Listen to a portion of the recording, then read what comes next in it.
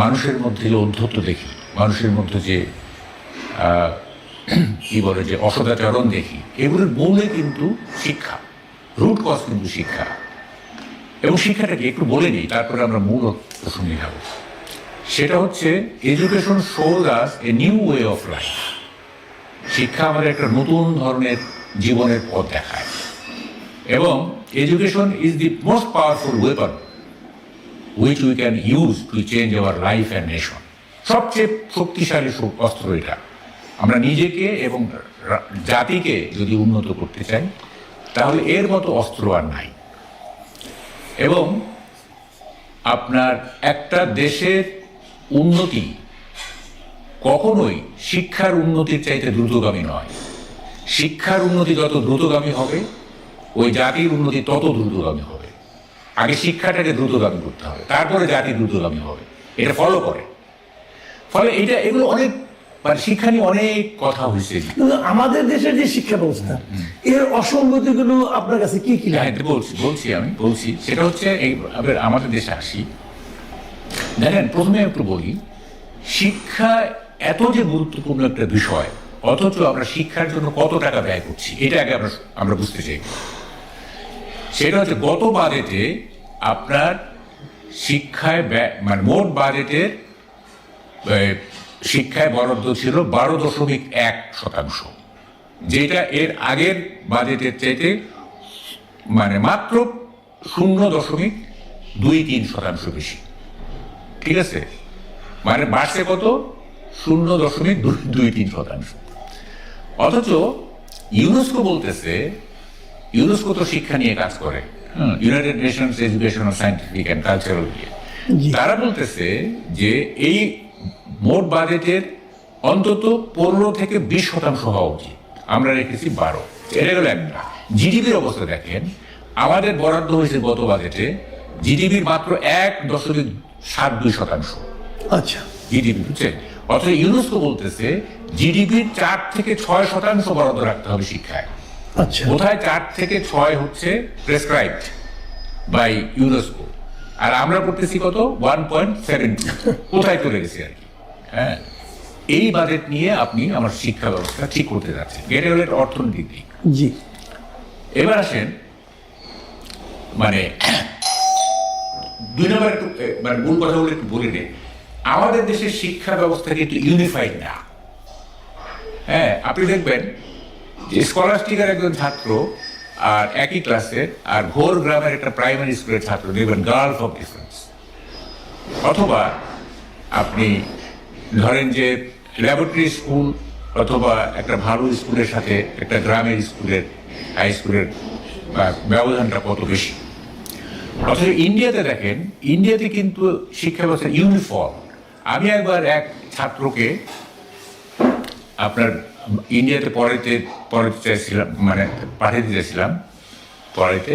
তবে Indian high কমিশনের এই এডুকেশন ডেস্কে গিয়ে বললাম, আচ্ছা কোন ইউনিভার্সিটি হলে আপনার ভালো হবে বলেন তো। সে প্রথমে প্রশ্নটা বুঝেই নাই, হোয়াট ডু ইউ মিন। তাই বললাম যে ধরেন আপনার সন্তান যদি হয়তো আপনি ইন্ডিয়ার কোন ইউনিভার্সিটিতে পড়াইতেন, তখন সে বলতেছে I don't mind weather it is Jadavpur or it is Delhi. এটা যে কোনো ইউনিভার্সিটিতে আপনি একই, তো আমাদের শিক্ষার দান পদ্ধতি স্ট্যান্ডার্ড একই।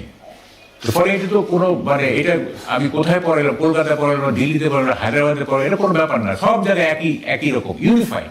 আমাদের এখানে তো কোনো ইউনিফাইড মানে ইয়ে নেই, কি বলে যে শিক্ষা ব্যবস্থা না। এটা মাদ্রাসার শিক্ষা একরকম, ইংলিশ মিডিয়ামের শিক্ষা একরকম, আবার আমাদের জেনারেল শিক্ষা একরকম, আবার এই যে জেনারেল শিক্ষা যেটা, সেটার মধ্যে আবার ভাগ আছে, এই স্কুল ভালো তো ওই স্কুল খারাপ, এই সেই। তো এইটা একটা ইউনিফর্ম একটা শিক্ষা ব্যবস্থা হওয়া উচিত, তাইলে আপনার সুষম বিকাশ হবে শিক্ষা। এটা হলো একটা। এখন আসেন আপনি মূল প্রসঙ্গে, সেটা হচ্ছে যে আমি একটু প্রাইমারি লেভেল নিয়ে, প্রাইমারি শিক্ষা নিয়ে একটু কথা বলতে চাই। হ্যাঁ, জি বলেন। সেটা হচ্ছে যে প্রাইমারি শিক্ষার মূল সংকটগুলি কোথায় আমাদের, এটা একটু বুঝি আমরা। হ্যাঁ, সেটা হচ্ছে আর্লি 90s ইউনেস্কো একটা স্টাডি করছিল। সে স্টাডিটা ছিল বাংলাদেশ সহ এশিয়া, আফ্রিকা, ল্যাটিন আমেরিকার 14টা দেশের উপরে স্টাডিটা করা হয়েছে বাচ্চাদের নিয়ে।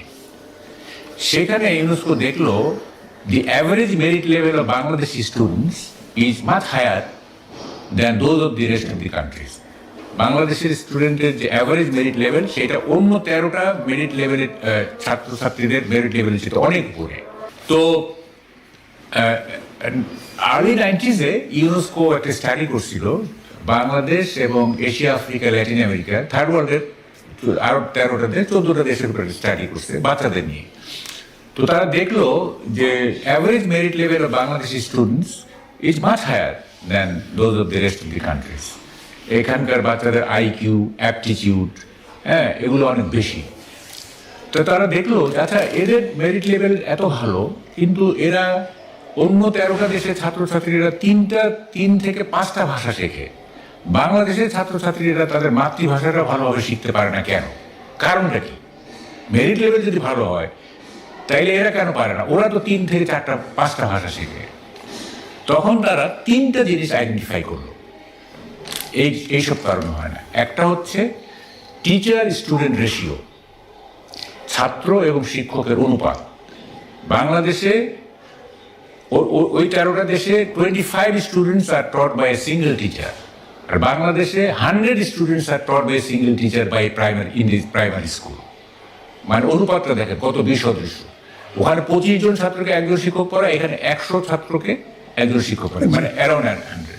তাহলে কি হয়? এই যে রেপোর্ট, যেটা যোগাযোগ, ছাত্রের সাথে ছাত্রছাত্রীদের সাথে শিক্ষকের যে যোগাযোগ, কমিউনিকেশন গ্যাপ হয়ে যায়। দ্যার ইজ অলওয়েজ এ মানে general empathy in the class, হ্যাঁ, একটা হইচই ইত্যাদি, হ্যাঁ। তো মানে মানে শিক্ষকের সাথে মনোযোগী হতে পারে না, হ্যাঁ, একটা। তারপরে এতগুলো ছাত্রছাত্রী যেহেতু উইকারদেরকে আপলিফট করতে পারে না, এতজনকে তো একজন শিক্ষকের পক্ষে মানে ট্যাকল করা মুশকিল, ইত্যাদি ইত্যাদি কারণে তারা পিছিয়ে পড়ে। তারা আসলে মেরিট থাকা সত্ত্বেও তারা প্রপারলি গাইডেড হতে পারে না। এটা গেল একটা। 2 নম্বর, তারা বলল বাংলাদেশের পরীক্ষা পদ্ধতি খুব ডিফেক্টিভ, এক্সামিনেশন সিস্টেম খুব ডিফেক্টিভ। এবং ডিফেক্টিভ কীরকম? বাংলাদেশের এডুকেশন সিস্টেম হচ্ছে আপনার এই মুখস্থ বিদ্যা, এবং এখানে অ্যানালিটিক্যাল মাইন্ড তৈরির কোনো সুযোগ নাই, এখানে ক্রিটিক্যাল থিঙ্কিংয়ের কোনো সুযোগ নাই। এখানে মুখস্থ করে ভালো রেজাল্ট করার একটা টেন্ডেন্সি আছে। আর যেহেতু পরীক্ষা পদ্ধতিকেই ফলো করে লার্নিং মেথড, মানে পরীক্ষা পদ্ধতি যেমন হবে শিক্ষাদান পদ্ধতি কিন্তু তেমনই হবে, তাই না? কারণ পরীক্ষা পদ্ধতি তো শিক্ষাদান পদ্ধতির বাইরে যেতে পারে না। তো ফলে যেহেতু পরীক্ষা পদ্ধতি খারাপ, সেহেতু এখানকার লার্নিং মেথডটাও খারাপ। এখানে কোনো অ্যানালিটিক্যাল মাইন্ড তৈরির কোনো সুযোগ নাই, ক্রিটিক্যাল থিঙ্কিং করতে পারে না বাচ্চারা, কারণ তারা মুখস্থ করে, হ্যাঁ। তো ফলে আরেকটা তারা বলছে 3টা, সেটা হচ্ছে সোশিও ইকোনমিক স্ট্রাকচার। সেটা আমাদের প্রসঙ্গ না, এটা তো আমাদের কিছু করার নেই। আমাদের আর্থসামাজিক, যেমন ড্রপ আউট হয়, আর্থসামাজিক কারণে ড্রপ আউট হয়ে যায়। তারপরে কি বলে যে গ্রামের দিকে কি হয়, ছাত্রছাত্রীরা স্কুলেও যায়, আবার পরিশ্রম করে বিভিন্ন কাজ করে আপনার ফ্যামিলিকে সাপোর্ট করে, হ্যাঁ। তারপরে ফ্যামিলিতে একটা শিক্ষার পরিবেশ থাকে না, পড়াশোনার পরিবেশ থাকে না, এই সোশিও ইকোনমিক স্ট্রাকচার এটা আছে। তো এটা আমাদের, আমরা যে 2টা নিয়ে কথা বলবো, একটা হচ্ছে যে টিচার স্টুডেন্ট রেশিও, আর একটা হচ্ছে এক্সামিনেশন সিস্টেম। তো এখন দেখেন, আমি এই ফিনল্যান্ডে গিয়ে যেটা দেখলাম, মাঝখানে একটু থামাই আপনি। হ্যাঁ, বলেন। টিচার স্টুডেন্ট রেশিওটা ইম্পর্টেন্ট, বাট টিচারের যে কোয়ালিটি, সেটা আমি পরে আসতেছি। সেটাও কি একটা ব্যাপার না? অবশ্যই একটা বড় ব্যাপার, এটা পরে আসতেছি আমি। সেটা হলো যে আমাদের এখানে কি হয় দেখেন, দেখবেন ফ্যামিলিতে এই গার্ডিয়ানের ট্রেনিং থাকে যে ওই বসে তারা আইনস্টাইন বানায় দিবে, বুঝছেন? মানে এমন চাপ দেয় আর কি, হ্যাঁ। বাইরের দেশগুলো কি হয় এটা আমাদের বুঝতে হবে। মানে শিক্ষার পরিবেশটা বাচ্চাদের জন্য প্রাইমারি লেভেলে সেটা হতে হবে আনন্দমুখর। যেমন কিন্ডার গার্ডেন নামটা জার্মান দিয়ে, কিন্ডার মানে শিশু, গার্ডেন মানে বাগান, মানে শিশুদের বাগানের মতো। এবং সেখানে কিন্তু আপনার মান যাচাইয়ের জন্য কিন্তু কোনো পরীক্ষা হয় না, বুঝছেন? যে তার কার মান কত। পরীক্ষাটা হয় সামগ্রিকভাবে একটা তার মূল্যায়ন করা হয়। এবং তারপরে তার নেক্সট স্টেপ নেওয়া হয় আর কি। আমাদের এখানে কি জিপিএ 5 পাইছে কিনা এটা বড় ব্যাপার, হ্যাঁ এটা হচ্ছে বড় ব্যাপার যে পাইলো কিনা। এবং ইন্টারেস্টিং, ধরেন একটা ছেলে 90 পেয়ে ফার্স্ট হলো, হ্যাঁ, আর একটা ছেলে 95 পেয়ে ফার্স্ট হতে পারলো না। এই যে 90 পেয়ে ফার্স্ট হইলো তার মূল্য কিন্তু বেশি, আমার ছেলে ফার্স্ট হয়েছে, বুঝছেন? আর ও যদি মানে 95 পেয়ে সেকেন্ড হইতো বা থার্ড হইতো তার মূল্য কিন্তু কমে যেত। ফার্স্ট হওয়াটা এখানে বড়, কত পাইলো সেটা বড় ব্যাপার না, Right. বুঝতে পারছেন? তো ওখানে ওসব দেশে কিন্তু কি বলে যে আপনার কি বলে সবাইকে সমান সুযোগ দেওয়া হয় এবং পৃথক পৃথক গ্রেডিং করে সামগ্রিক অগ্রগতির একটা মূল্যায়ন করা হয়, মান যাচাইয়ের কোনো পরীক্ষা হয় না সেখানে, ঠিক আছে? আরেকটা হলো যে শিশুদেরকে বাচ্চাদেরকে আনন্দের মধ্যে রাখা হয়, হ্যাঁ, এবং যত বেশি আনন্দের মধ্যে রাখা হবে তাহলে ওরা কিন্তু মানে গুরুত্ব দেয় দুইটা জিনিসের উপর। একটা হচ্ছে লিটারেসি মানে অক্ষর জ্ঞান স্বাক্ষর জ্ঞান, আর একটা হচ্ছে নিউমারেসি সংখ্যা তত্ত্ব, 1 2 3 4 যোগ বিয়োগ ভাগ আর পড়তে পারা। বাকিটা তারা আনন্দের মধ্যে থাকলে তারা নিজেরাই করে নিবে, ঠিক আছে? এইখানে চাপ দেওয়ার কোনো ব্যাপার নাই। যেমন আনন্দের ব্যাপারটা আমি একটা উদাহরণ দিয়ে বুঝাই। ধরেন একটা স্কুলের বাচ্চারা, বৃষ্টি হয়েছে না, এখন বৃষ্টি হয়েছে তো সামনের মাঠে কাদা টাদা হয়ে গেছে। এখন বাচ্চারা যদি ওই কাদা মাটিতে যদি গোসল করতে থাকে বৃষ্টির পানিতে, আমাদের দেশে কি হবে? এই উঠো উঠো উঠো এসে আসো। কিন্তু সে ওই টিচার বুঝতেছে না যে এই যে গোসল করতেছে এইটা শাওয়ারের গোসলের চাইতে অনেক আনন্দদায়ক।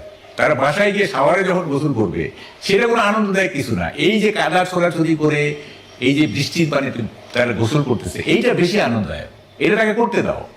হ্যাঁ, আমাদের টিচারে কিন্তু তাকে তুলে নিয়ে আসবে যে এই তুমি কাদা মারতেছো বৃষ্টির পানিতে ঘুরতেছো। তো ফলে আপনার মানে প্রাইমারি এডুকেশনটা হতে হবে একেবারেই তাদেরকে স্বাধীনভাবে ছেড়ে দিতে হবে। যেমন আমি একটা স্কুল করছি আমাদের পাটগ্রামে, সেখানে কিন্তু আমার অ্যাডমিনিস্ট্রেশন একদম লুজ অ্যাডমিনিস্ট্রেশন। তো অনেকে আমাকে বলতো যে আপনি এত লুজ, বাচ্চাদের স্কুল, আমি লুজ হবো না তো কি, আমি টাইট হবো?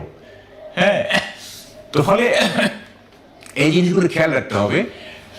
আর না, এখানে আপনি যে কথাগুলো বলছেন ঠিক আছে, আপনি আপনার নিজস্ব চিন্তা থেকে বলছেন, বাট এখানে সরকারের কি ভূমিকা? অথবা আমি যদি বলি যে এখন এগুলো হচ্ছে না কেন, যেটাকে আপনি আইডিয়াল বলছেন সেটা আমরা করছি না কেন? না করে আমাদের যারা নাকি না করছে তারা কি লাভ পাচ্ছে? না, এখানে তো ধরেন চিন্তা পদ্ধতির একটা ব্যাপার আছে। আপনাকে তো মানে আপনাকে যদি গ্লোবাল স্ট্যান্ডার্ডে যাইতে হয় তাহলে তো আপনাকে অন্যান্য দেশে কি করছে না করছে এগুলো তো আপনাকে বুঝতে হবে। আর প্রথম কথা হচ্ছে আপনি যেটা করতেছেন সেটাই যে ফাইনাল এমন তো কোনো কথা নাই। আপনি তো জিনিসগুলো নিয়ে মানে যারা এক্সপার্ট আছে তাদের সাথে কথা বলবেন, একটা কি বলে যে আমাদের শিক্ষা ব্যবস্থাটাকে গ্লোবাল স্ট্যান্ডার্ডে নিয়ে যেতে গেলে কি কি করতে হবে না, একটা স্টেরিওটাইপ ব্যবহার হয়ে যায় আমাদের এখানে। হ্যাঁ, না, একটা কথা মাহবুব ভাই আমি আপনাকে বলি, আপনি যে কথাটা বলছেন যে এটা তো এমন কিছু না যে এটা পৃথিবীর কেউ করে নাই, আমাকে আবিষ্কার করতে হচ্ছে, তা তো নয়। এটা তো একজন করতে সব মানে আমাদের দেশ ছাড়া সব দেশই আছে, যে জিনিসটা সব দেশে আছে সেই জিনিসটা আমরা গ্রহণ করতে পারছি না কেন? আচ্ছা, বলছি। এখানে আমাদের সীমাবদ্ধতাটা কোথায়? আমি বলছি শুনি, আমাদের দেশের সরকারি কর্মকর্তারা বা যারা রাষ্ট্র চালায় তারা যখন বিদেশে যায় তখন তার সবই কিন্তু দেখে, হ্যাঁ সবই দেখে।